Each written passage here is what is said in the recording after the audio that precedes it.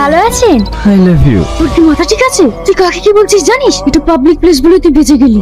এর জন্যই তো সাহস পেলাম। তবে আপনি কিন্তু সেই দেখতে। তোকে না তোমাকে না সেই লাগছে। বিশুদ্ধ যে ধরেন না, এটা পাবলিক প্লেস, তার তো সামনে ভোট। এবার ভোটটা আমাকেই দেবেন। তোমাকে তো মন প্রাণ সবই দিয়েছি সোনা। ভোট তো ছোট জিনিস। দাঁড়ান ম্যাডাম, একটা ছবি তুলে নি। ম্যাডামের সাথে একটা ছবি তুলে দে।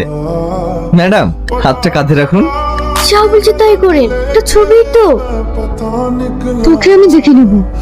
আব্বা বারবার নিষেধ করেছিল অচেনা মানুষের সাথে বেশি মিশো না। কি মরতে যে তোর সাথে বন্ধুত্ব করতে গেলাম। বেশি বকিস নি তো। তুই গ্রামে বেড়াতে এসে বেড়াবি, এইসব ঝামেলার মধ্যে ঢুকছিস কেন?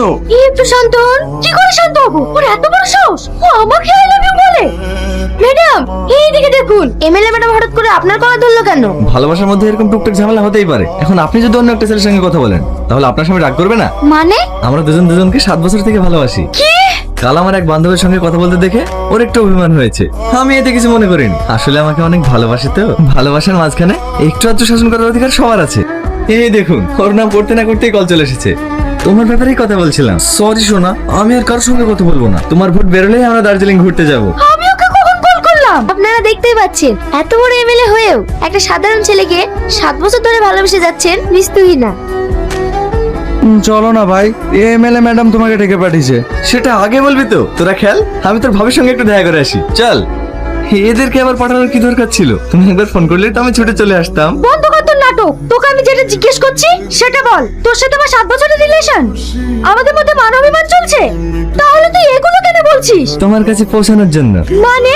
কারো স্বপ্ন থেকে ইঞ্জিনিয়ার হব, ডাক্তার হব, উকিল হব, কিন্তু আমার ছোট থেকেই স্বপ্ন তোমার মতো সুন্দর এক এমএলএর হাজবেন্ড হব। খুব সুন্দর। ইলিশ মাছ দিয়ে ভাত খেয়েছো না? তুমি কিন্তু খুব বেশি বেশি করছো। জানো এর পরিণতি কি হতে পারে?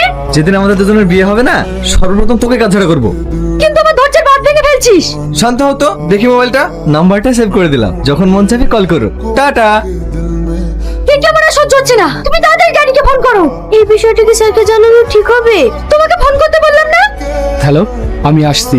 আজকের বিশেষ খবর, হোম মিনিস্টার স্বয়ং দিল্লি থেকে নবাবগঞ্জে আসছে। তিনি যে কি কারণে আসছেন সেটাই আমরা তার মুখ থেকে সরাসরি জেনে নিই। স্যার, আপনি যে এতদিন পর হঠাৎ করে নবাবগঞ্জে ফিরছেন, তার বিশেষ কারণটা জানতে পারি?